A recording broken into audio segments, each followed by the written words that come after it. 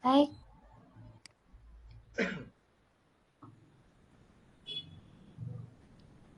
Mohon maaf Ibu, suaranya kurang tidak terdengar di saya.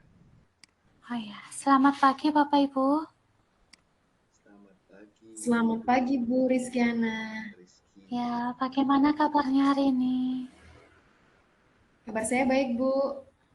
Kabar saya juga Ya, baik Bu. Hastunggara kita semua selalu dilindungi oleh Sang Yang Widi Wasa. Baik, langsung saja Ibu Yuni, kita hari ini akan melakukan kegiatan supervisi.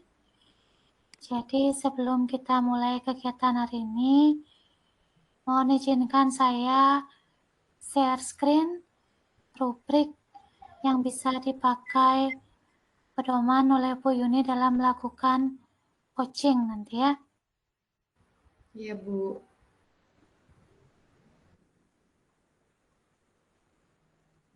Ya, apa sudah bisa terlihat Bu Yuni? Sudah Bu, sudah bisa terlihat. Ya. Jadi dari ketiga kompetensi ini, yang pertama adalah mendengarkan aktif. Ini kompetensinya dan ini angkanya. Nggih. Jadi kalau angkanya maksimal itu mendengarkan aktif dalam artian bebas dari judgment, asumsi dan asosiasi, serta dapat menangkap emosi koci.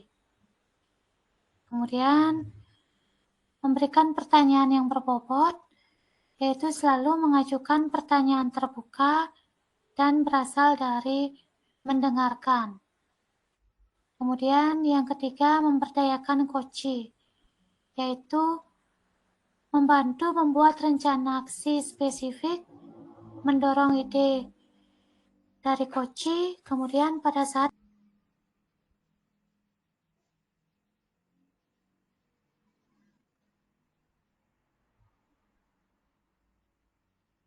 Sudah Bu. ya, baik saya lanjutkan. Bu Yuni, setelah Bu Yuni menyimak rubrik tadi, kira-kira kompetensi Bu Yuni itu yang mau saya bantu untuk dikembangkan di bagian yang mana? Saya ingin mengembangkan kompetensi yang mendengarkan secara aktif Bu dan mengajukan pertanyaan berbobot. Di sana nampaknya saya ingin kembangkan Bu. Ya, berarti ada dua Bu Yuni ya. Bu Yeah. Yuni ingin mengembangkan kompetensi mendengarkan, kompetensi memberikan pertanyaan yang berbobot. Ya, menarik sekali. Kemudian, kalau Bu Yuni merasa sejauh ini kemampuan Ibu Yuni sudah berada di angka berapa? Antara 1 sampai 4. Ya masih angka 3 lah Bu kira-kira. Masih angka 3 ya. Uh. Kemudian tujuan dari kegiatan ini apa yang Bu Yuni harapkan? Harapannya semoga kegiatan ini dapat membuat saya dan dapat membuat saya lebih lebih dapat mengembangkan kompetensi saya dan nantinya saya dapat melaksanakan coaching ini dengan baik dan lancar Bu. Ya, berarti Bu Yuni bisa meningkat, terutama dalam kompetensi mendengar secara aktif dan memberikan pertanyaan yang berbobot. Nah, kira-kira bagaimana cara Bu Yuni supaya kompetensi Bu Yuni itu bisa meningkat? Indikator apa yang ingin Bu Yuni terapkan seperti itu? Iya Bu, jadi saya dalam mendengarkan coaching nantinya saya tidak memberikan asumsi dan bebas dari judgement. Kemudian saya dapat menangkap emosi dari coaching tersebut dengan mengajukan pertanyaan terbuka yang berasal dari mendengarkan itu. Ya, baiklah, berarti Bu Yuni nanti akan mencatat mungkin ya, mencatat Ya. kata-kata kunci, kemudian memberikan pertanyaan yang berbobot melalui mendengarkan secara aktif, begitu Bu Yuni ya? Ya Bu, benar. Ya, baiklah Bu Yuni, jadi kita sudah melakukan kegiatan prasupervisi, mengamati Bu Yuni melakukan coaching terhadap aksara. Ya, silakan Bu Yuni bisa melaksanakan coaching.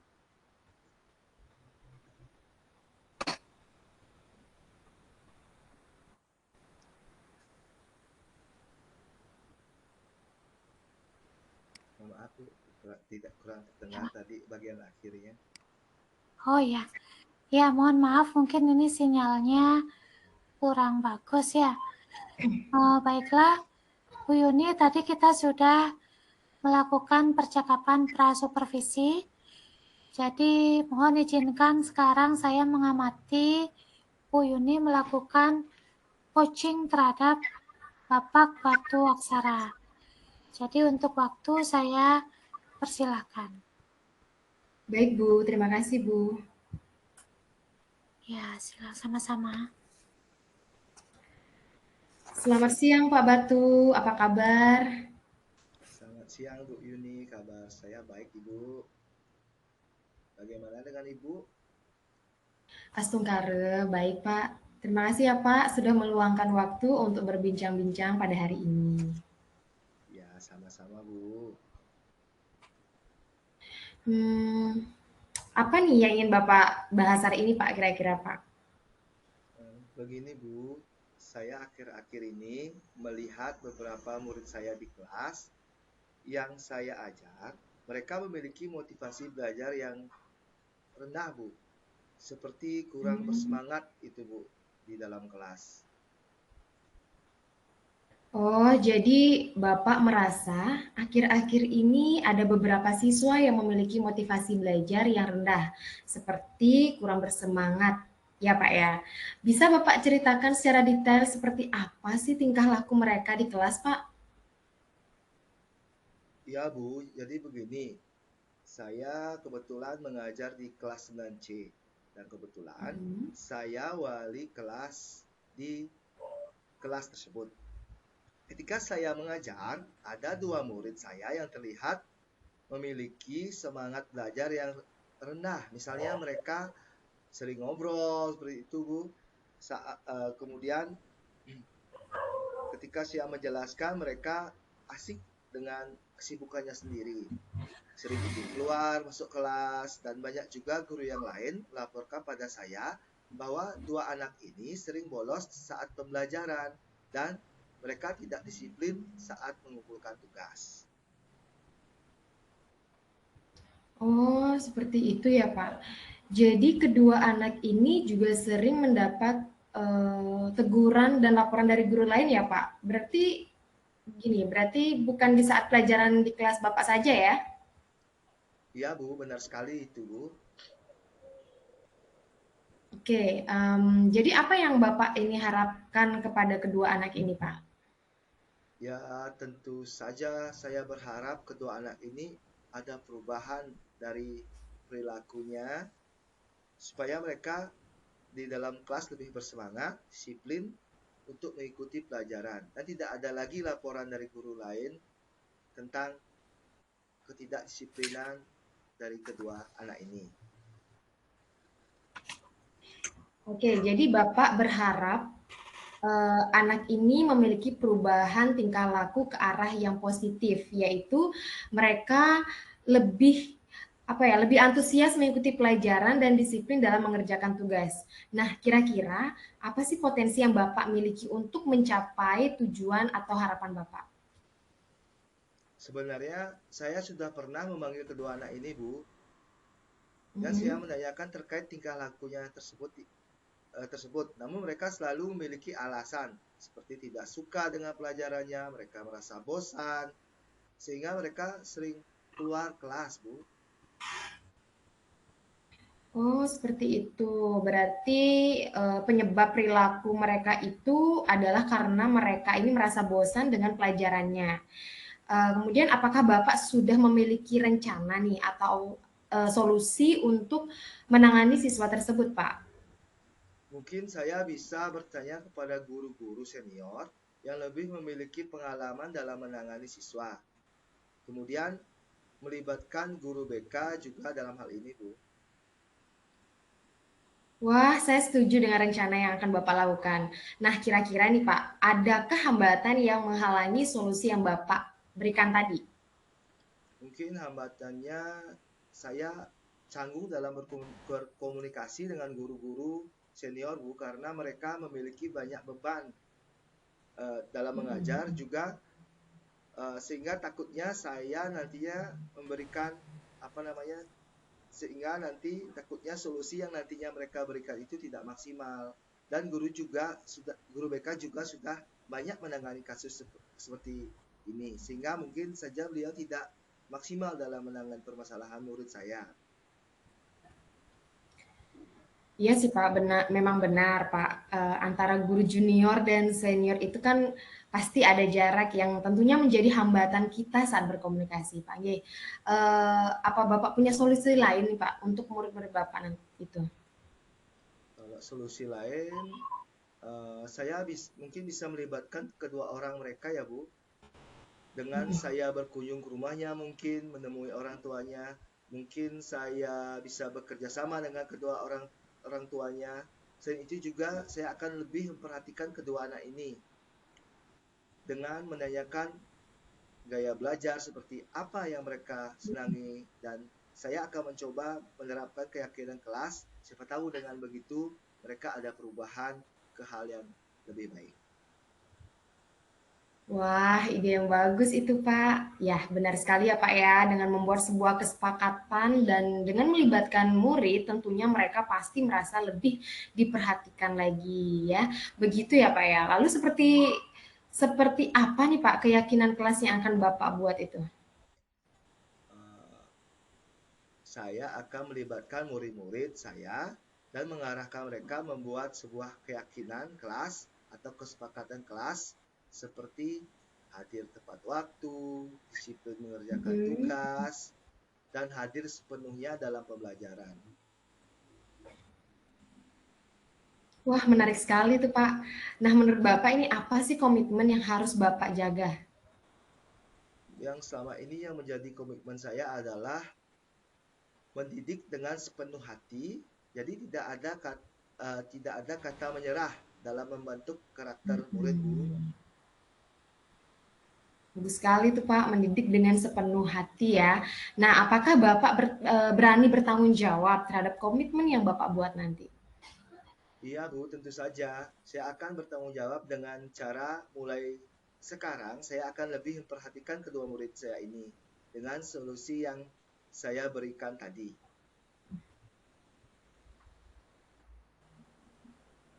Ya, bagus Pak. Baiklah Pak, sekarang kita telah menemukan nih solusi dari permasalahan yang Bapak hadapi. Bagaimana perasaan Bapak sekarang? Wah, sekarang saya merasa lebih plong, Bu, dan lebih tenang karena saya telah mengetahui apa yang apa namanya akan saya lakukan.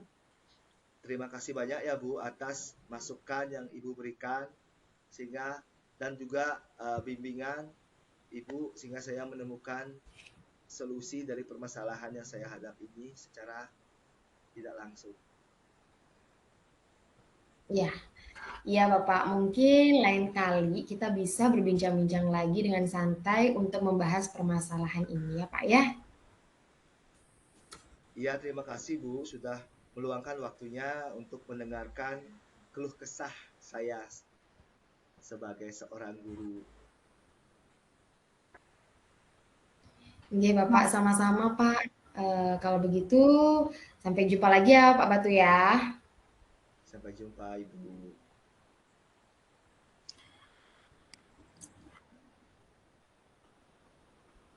Terima kasih Bu Yuni dan Pak Batu sudah melakukan praktik coaching dengan baik. Nah, Bu Yuni, menurut Bu Yuni bagaimana performa Ibu tadi? Apakah Menurut saya, aspek-aspek yang Bu Yuni harapkan sudah tercapai? Kalau menurut saya ya Bu Rizkyana, performa saya tadi sudah lebih baik lah Bu dari sebelumnya. Saya dapat memberikan pertanyaan-pertanyaan dengan baik, artinya dari segi pengucapan lancar dan jelas sehingga coach juga mau terbuka dan menyampaikan idenya. Ya menurut saya sudah tercapai sih Bu. Ya, benar sekali Bu Yuni ya. Jadi setelah saya amati, saya mencatat kegiatan coaching yang Ibu Yuni praktekkan sudah berjalan dengan baik, di mana coach sudah memberikan pertanyaan yang mampu menggali potensi dalam bentuk kesadaran diri dari coach dari permasalahan coach tersebut. Nah, kemudian apa rencana tindak lanjut yang akan Bu Yuni lakukan? Rencana tindak lanjut yang akan saya lakukan, saya akan berusaha melatih kemampuan berbicara saya lagi dan memperbanyak perbendaharaan kata untuk dapat menyusun pertanyaan yang lebih berbobot lagi. Selain itu juga saya juga akan sharing praktik baik terkait coaching dengan narasumber yang ahli dalam bidangnya, Bu. Ya, ide yang bagus Bu Yuni ya. Jadi dengan kita melakukan latihan, kemudian kita sharing dengan berbagai narasumber, tentu akan menambah pengalaman kita dan pastinya akan meningkatkan kompetensi kita. Baiklah Bu Yuni, dari proses yang sudah kita lakukan, apa yang Bu Yuni sudah dapatkan dari proses ini? Baik Bu, dari proses yang sudah saya lakukan tadi, yang saya dapatkan, saya merasa mendapatkan motivasi untuk meningkatkan kemampuan coaching saya. Dengan adanya observasi ini dalam kegiatan coaching memberikan saya itu jadi tahu apa kekurangan dan kelebihan saya dalam melaksanakan coaching. Proses ini juga menumbuhkan rasa percaya diri bagi saya, Bu, untuk melakukan coaching dengan lebih baik di masa yang akan datang. Wah, luar. Kemudian, ada tidak kompetensi lain yang ingin Bu Yuni kembangkan? Ada Bu, saya ingin meningkatkan keterampilan komunikasi saya dan bisa menerapkan coaching dengan memberikan perhatian penuh kepada coach saya sehingga coach bisa lebih terbuka dalam menyampaikan permasalahannya, Bu. Baik, berarti Bu Yuni ingin meningkatkan kemampuan keterampilan komunikasi Bu Yuni ya? Iya, Bu. Ya, baik Bu Yuni, komitmen apa ini yang ingin Bu Yuni jaga gitu untuk menjadi seorang coach yang baik? Komitmen saya yang nantinya saya akan jaga itu adalah bagaimana saya nantinya bisa meningkatkan kemampuan saya, Ibu, dengan cara mengembangkan keterampilan komunikasi saya kepada coach saya nantinya. Baiklah, jadi pada intinya Bu Yuni ingin meningkatkan kemampuan dalam melaksanakan coaching yang baik, begitu nih, Nggih, Bu. melalui keterampilan berkomunikasi. Dan Bapak Batu, terima kasih sudah meluangkan waktunya pada kesempatan. Bisa janjian lagi ya untuk berbincang-bincang terkait dengan permasalahan-permasalahan di sekitar kita. Baik, Bu Yuni dan Bapak Batu, silakan bisa melanjutkan dan terima kasih. Nggih, terima kasih, Bu. Oke, Bu, terima kasih. Baik, sama-sama.